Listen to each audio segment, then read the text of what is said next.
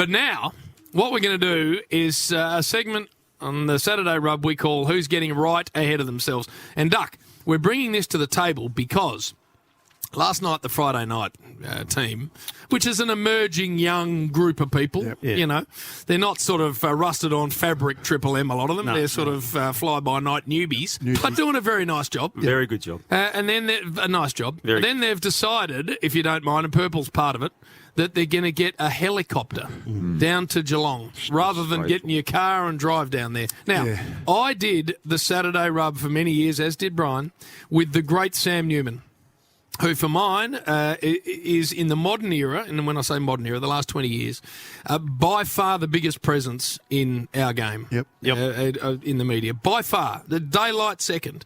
And for me, Duck, if it was good enough for the great man to get in his chariot and drive down to Geelong, then these, spot on, these whatever you want to call them, to get in a helicopter for 20 minutes is not good enough and fat. What? You were part of it. I know it was, but I'm not part of it. Was it true that you actually drove from Geelong to Melbourne to get on the chopper to go to Geelong? I've got that story later on. Is that true? And is it true? Is it true you lied about your weight to get on? Yeah. Yes. Because they don't take anyone over 100 kegs. Over 100 I kegs. don't have scales at home, so I don't get on the scale, so I don't know how much I weigh. You did respond but with about 102. You responded with 100 kegs. We were all asked what we weighed. Yes. Yeah. About And 102. I think you're about 19 out. And it's vital. Give or take. Give or take a couple. Were you more than 19 kgs out? No. Because that's nearly an extra person, Bill. They could have brought the chopper down, but give or take 20 kilos. As I said on the rush hour last night, not only doesn't have scales, doesn't have mirrors either. Anyway, we're going to get to you in a minute. Because this is the people who are getting right ahead of themselves. Yes, please. And I'm opening the batting Brucey Laird style. I've got my Grey Nickel scoop and my little earpieces on the helmet, and I'm walking out opening batting the great Bruce You're Laird. only this big. Tiny little early opener. And I tell you, he's getting right ahead of himself. And I don't like to do it because he's a great man and we love him, but the Godfather, Mike Sheehan. No. Oh. Mike Sheehan. What's he? I follow him on Instagram. He's new to Instagram, Mick, but he's doing his best. Yes. Anyway, I see this post here, Bristle, which is a photo of Mick with 4 other people who I didn't really recognise any of them anyway, but that doesn't matter. Unusual that Mick's in a photo with people you don't know. He's got these cats with him in this photo, and this is nothing to do with them, of course, but it's the caption that I read that got me to thinking that Mick had got right ahead of himself. And I read it to everyone here. Yes. All the boys who have turned open mic from an idea into an institution. Mick, we'll decide if your show's an institution, not you. You just humbly front it and do a great job of it, which he does. The first show ever to run out of material. From an idea to an institution, Mick's got right ahead of himself. He's got to cop it. It might be running out of material, BT, because I think Nathan Brown's on it.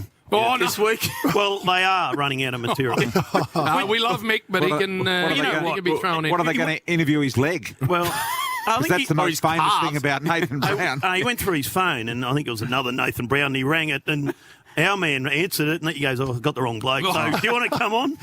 He wanted to Well, if you're Bruce Laird, I'll be Graham Wood. Yes, good. At the other end. Hutchie. Craig Hutchie. Yes, What's he please. done? He's got weight himself, as we know. He now runs a radio station, and so much so, BT, that he thinks it's okay for him to appear or go onto his own radio station to talk about the ratings of that particular radio station on that program. He's got to get. He's in there.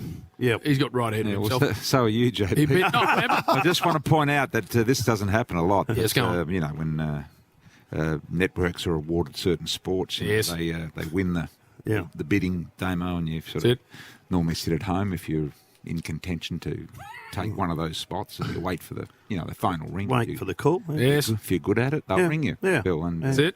Some people don't wait for the call. They make the call. One day after the rights were awarded, You hang on. Jim, accusing him of lying. Tim. I happened to be pondering out the front of Channel 7 in a Bristol. And then I saw a car that I had. It was reasonably familiar. Yeah. So I went inside to go into a more camouflaged position. You weren't at home waiting for the phone to ring, obviously. And I ducked into the library, the Channel 7 library, which is located near the escalators. And I saw this guy Brayshaw come in and jump on the escalator, and listen to up this. he went. So I thought, I'll follow. I'll see where he's going. So up I went, past the canteen. Yes. And he goes up, and I thought, he's going to see the general manager, Lewis Martin. Yes, he right. went straight past, striding with great authority past his office, right? With the resume. Where the hell's he going? And he sort of ducks back around a few corridors and down one floor. And I thought, I reckon he knows I'm following him. I reckon he's trying to put me off the scent. Anyway, the head of cricket, David Barham, who had only been appointed for 25 minutes at this stage, and I followed him all the way to Barham's office, and JB into the office. Jim. First appointment. Jim. Now, Jim, this is true. Summons. This is true. Fine, I can't help if I'm summons. Summons. Summons. He had his desk wasn't actually in the office yet. Get in here.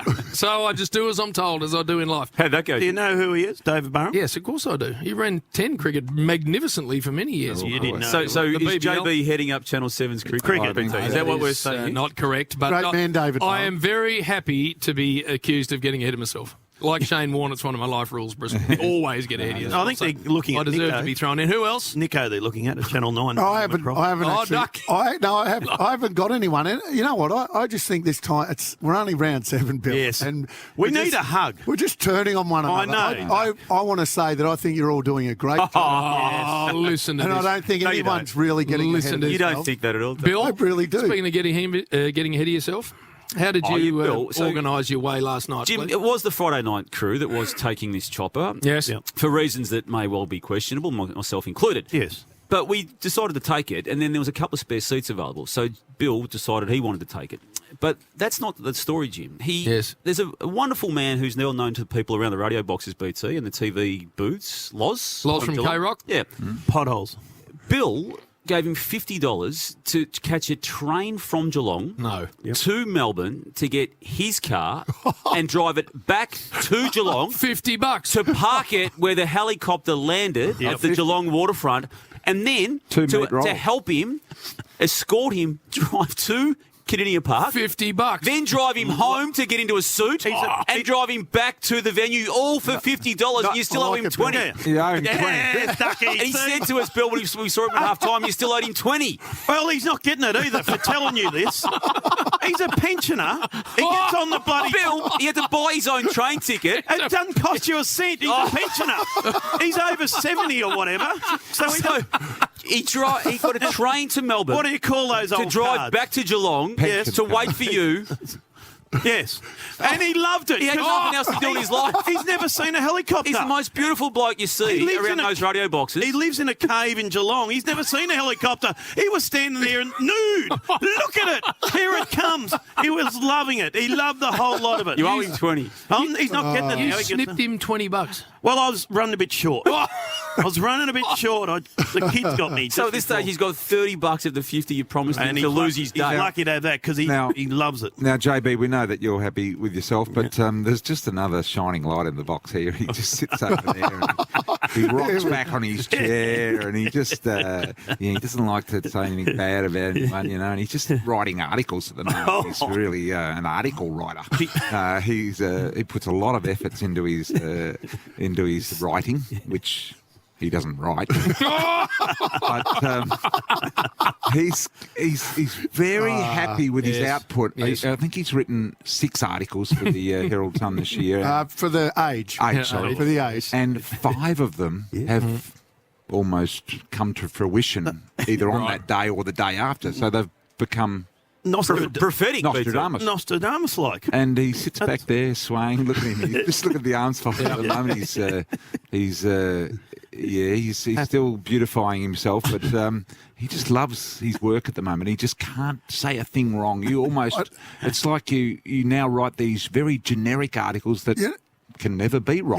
You know the problem. You know the problem with writing an article in this industry is you don't get a lot of positive feedback. No. So I have been carrying the articles around with me, Billy. And you give yourself for those that positive haven't feedback. read The Age, I sort of happened to leave The Age near them. And when so we they get there on can Friday have a Night look at it. Football, Duck says, Have you read my article? "You read my article today."